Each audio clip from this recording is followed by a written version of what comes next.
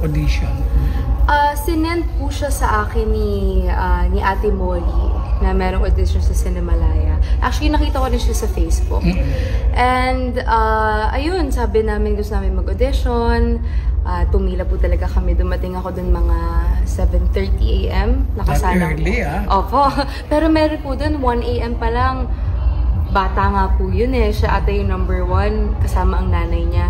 1 AM pa lang nakapila na. So, naalala ko yung batang ako at si mama dati na pumipila sa audition.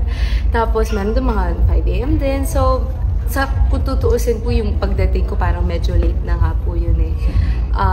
Kasi marami nakapila. Opo, number 61 po ako. So, may mga nakapasok po ako mga 11, mga ganyan po. Kasi syempre mahabang pila. Yeah, yun po.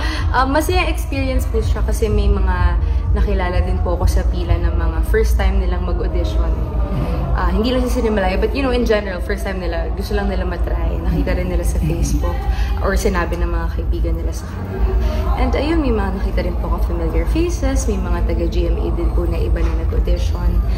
And yeah, it was a fun experience. Nakakakaba! Oh my God! Sobrang nakakakaba.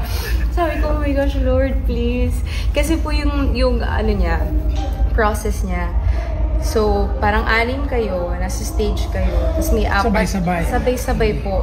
Tapos, may 4 na tables. So, per table, I don't know if 4 or 5, nakalimutan ko po. Pero kasi kinakabahan ako na sobra.